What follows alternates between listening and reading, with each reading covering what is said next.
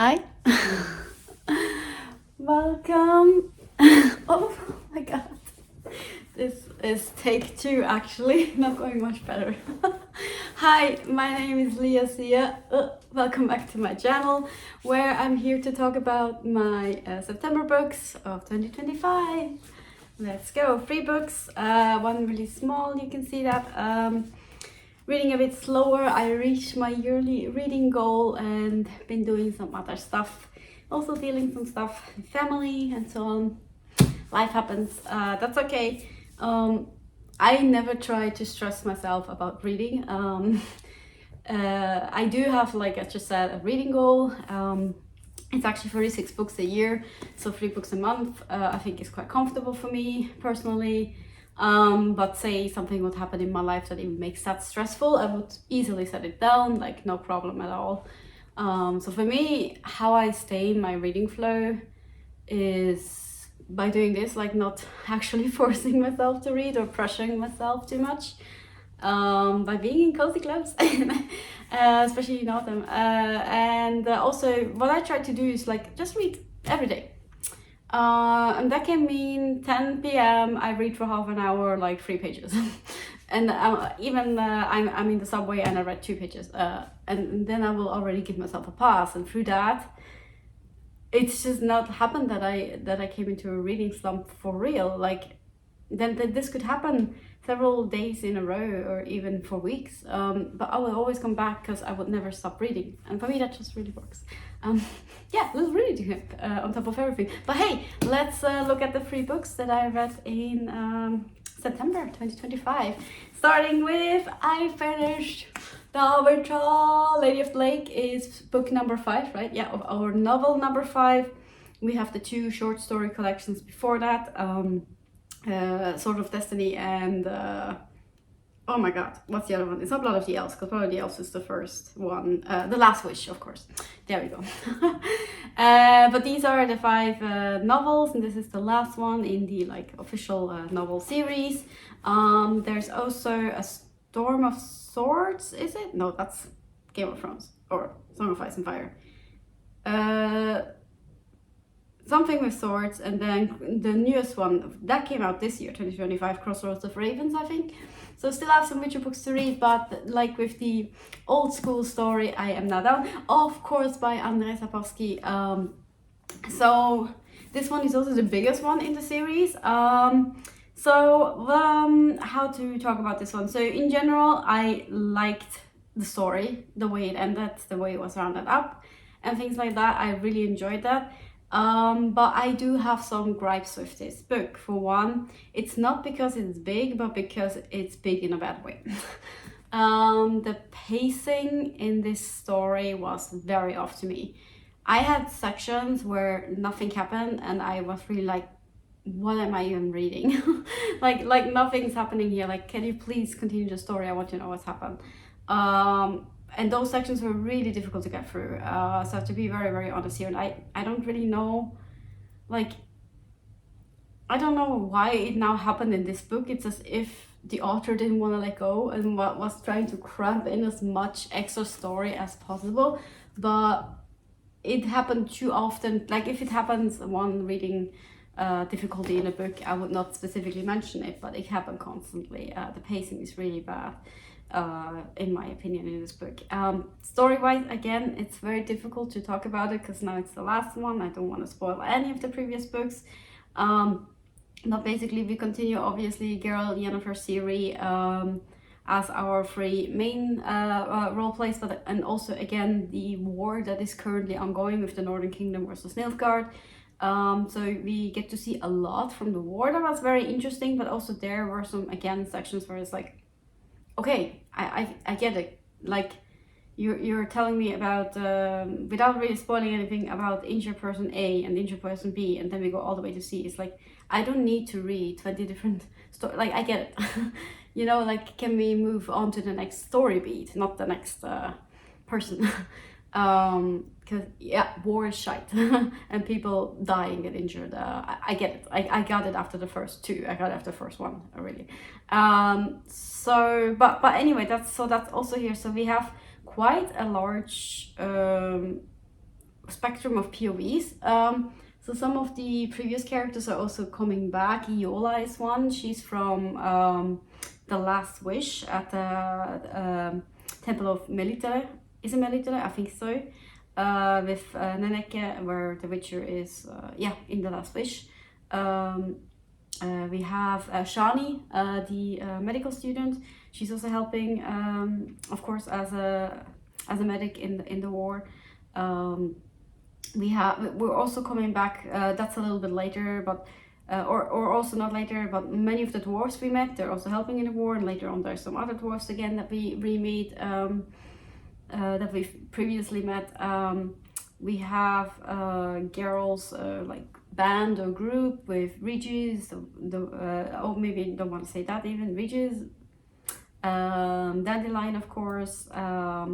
We have Milva, the archer, and we have Longuem. I still don't know 100% how to pronounce her name. So they're all in this book. Basically, the final goal is to help Ciri. She's, without really spoiling what, she's trapped somewhere, and then gets sort of trapped again, but on her will. It's so difficult to say.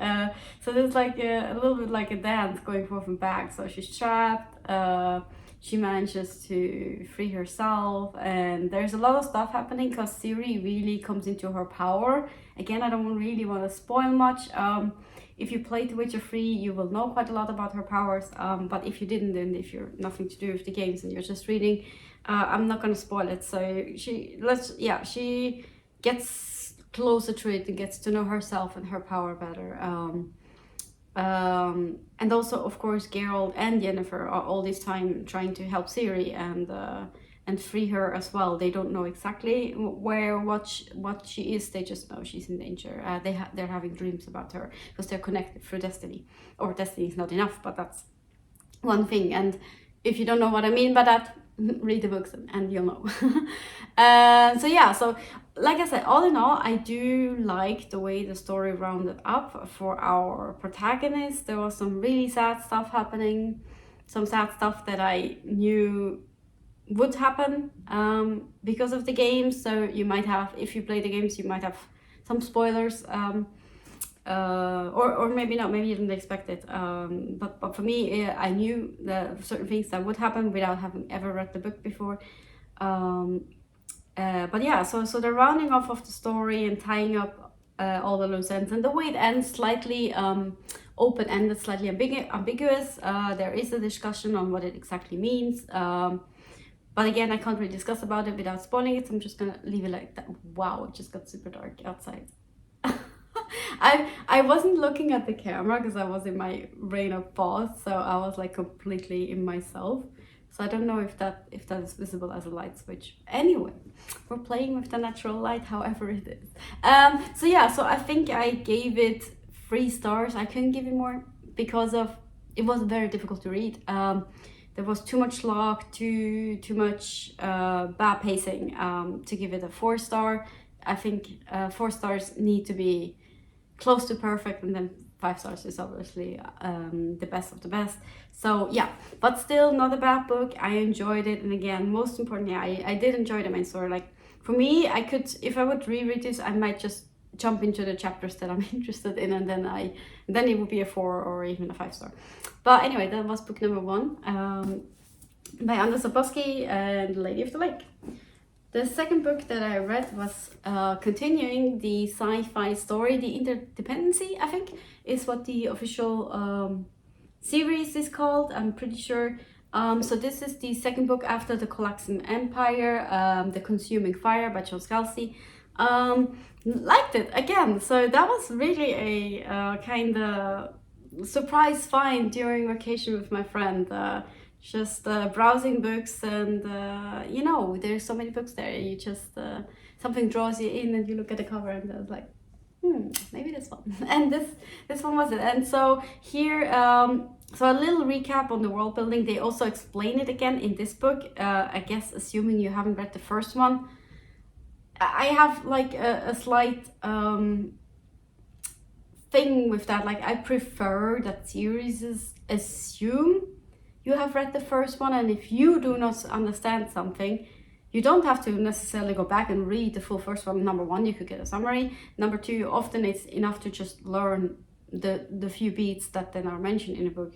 I'm not big fan of having exposition dump and retold information again and again. Brandon Sanderson is in the Mistborn series, for example.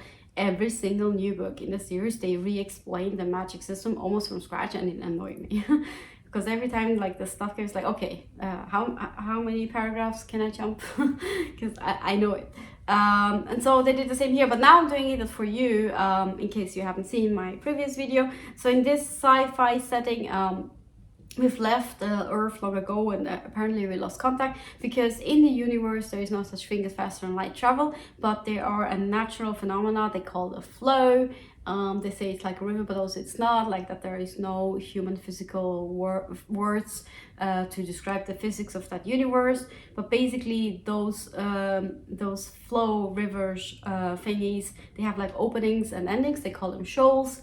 And so if you then go into one with a spaceship and you build a bubble around it, that's basically your faster than light travel, but only between those starting and end points. So the way the universe is what it is. So if you want to go from station A to station B, but there is no flow between those two, you have to go first through station C and then to, so you have to follow the universe physics. And that is, and in the first book, can I say that? I guess so. They find something out about this flow maybe not being I'm very struggling to I guess I'll say it, not super stable, because for now hundreds and hundreds of years this interdependency, which has an emperor or emperox, which I learned apparently is he explains it in this book. I thought it was so funny. I felt like so seen. It's like me who complained about the word in book number 1, which I did because it was constantly called emperox, and I was like, can't you just call it emperor even if it's a female? For me, emperor is already gender neutral. Yes, there is empress, I know, but if it's you, the leader of the thingy, of the empire, I'm fine with a female being called emperor. Honestly, I don't see that. So apparently it's a Latin word and it's gender neutral or something. I don't care. I still read it as emperor in my head because emperor sounds just so stupid to me. Anywho, so the oh my god, now I lost my train of thought. Oh no. So where was I? So it's not as stable, and we are following, among others, a new emperor, and some of the these flow physicists that have studied the flow. Mars is his name, and his playing there, his scientific touch to it. We have also because of the way this interdependency works, that is different. Inhabitants in space, there's only one planet, by the way, which is called End, and again they lost contact to Earth, but Earth is a thing in this universe. It's just we're not there or anywhere near there. But so we find out things such as if this flow is not stable, maybe we used to use a flow to Earth, but it's not there anymore, maybe, I don't know. And also we find out, was it 100 years prior or 200 years prior or something like that, another emperor had lost a system because the flow suddenly vanished, and then they just start to look more deeply into this, while at the same time, that's what I was saying, because in this empire there is huge monopolies ongoing. We have the emperor and then the grand houses that are closest to the emperor. There's a committee that is together ruling with the emperor, but also not. It's in a sense really the emperor who has the ultimate power, but anyway, and so these big houses, they're also of course fighting for power as humans do, because we have nothing better to do, because apparently being obscenely rich is not enough. You have to sit on the big throne. So all of this is playing. So we have political intrigue, we have people playing both sides, people playing several sides. and me, the reader, guessing like, okay, so which one are they? Probably none, and things like that. And I don't know, it was just really, really, really interesting. So you have like a Song of Ice and Fire in space from the political standpoint, and then you also have the mystery on how does this universe actually work. So these flows, are they really what they are? And I just like that combination. You have some strong characters that give us these different views. One of my favorite characters, I couldn't remember her name in the last video, so it was Kiva Lagos. I wrote it down, but Kiva was also back here, and she's really, really cool. I really enjoy reading her. And Karinia, the emperor, or her emperor name is Greyland II. She was also very interesting. Like, I already mentioned Mars, and then again some other big players, but those are the main ones. We also, in a sense, get the villain POV, or the guys going against everyone, or that are just looking out for themselves, like Nadashi. And so yeah, so basically, yeah, political war while at the same time universe is doing weird shit. So that is the Consuming Fire by Scalzi. So I'm definitely, this is a trilogy, so I'm definitely gonna get the first book as well. And last but not least, I read Ernest Hemingway, The Snows of Kilimanjaro. However, The Snows of Kilimanjaro is like a 20-page, 25-page short story. So even though this is tiny, this is more than 25 pages, it's 140, I think. So this is a collection of short stories, among others, with The Snows of Kilimanjaro. So for me, I left this one unrated, because as often with short stories collections, it's quite difficult to, in my opinion at least, to rate the whole thing. When some could be fantastic and some could be, huh? And literally there are like stories in quotation marks, because they're like 2 or 3 pages, so it's hardly a story. But so, talking first about The Snows of Kilimanjaro short story itself, that one I really enjoyed. That was very special, and I because it was about the, like, we start being with a guy there in Africa, is sort of safari gone wrong, because when we start, so this is no spoiler, he's injured, his knee is somehow injured, and so we are just with him and his thoughts, and when he's in pain and getting maybe delirious, and they had like lost or I'm not sure if they had lost contact, because they were meant to be out there for a while longer, but they were like hoping for the plane to come so he can pick him up and bring him to a hospital. And basically you're with his and his thoughts, and he goes like back thinking about stuff, about other women, about his current wife who is there with him, going through that as well. And we also see how she reacts to him. Just a man and his thoughts while he thinks he's dying, basically. It was very, very interesting to read that one.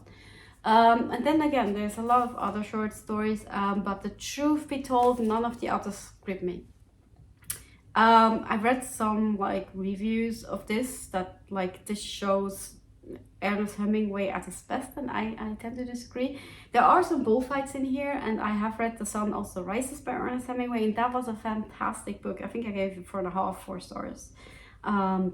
Which I really, really, really, really like, because it was a lot about like us humans, our emotions, how we are sometimes controlled by our emotions, and obsession and things like that, and too much alcohol and party, and it was very, very good. I love that book. So and here, like, so we have some bullfights, we have like some characters, like it's almost like he was trying out stuff. So he wrote like a, say, 10-page story about a young boy named Nick, and then later on we will read about Nick being in a war, for example. So it's like he was trying things out, but not having a full novel in his head and things like that. But yeah, so none really much gripped me. There was a lot of fishing as well, The Old Man and the Sea. Also good story. Yeah, what I mean, yeah, no, I don't really have much else to say. I was going to say that there was this extremely detailed description on how to fish, and the thing is, as good as the description was in itself, like there is no fault in the description itself, I felt uncomfortable because I don't think it's so nice to hook up bait and stuff like that. So no, I'm not a fishing fan. So yeah, didn't fully book for me, but I enjoyed the Snows of Kilimanjaro. But that was book number 3. Short video. Oh, I mean, it's not that short. 20 minutes for just 3 books. I guess I talked too much. Well, we also did the funny intro. I hope, yeah. Maybe that wasn't even understandable what I was doing, but just before I started filming, I was like washing my face and putting some makeup on. Then I looked down and then my pullover was like wet, like lots of drops of water. So I had to dry it so I wouldn't sit here with a dirty looking pullover, because it's not, it was just water. That was the beginning. Anyhow, so these were my, September books. I keep forgetting which month. These were my September books, and I'm ready for Spooky Month. Oh, I can't wait for Spooky Month, reading some spooky stories. But hey, I hope you are taking care of yourself. I hope you're reading something nice, and maybe also something spooky for Spooky Month. Let me know in the comments below. That's all for me now. See you around. Bye-bye.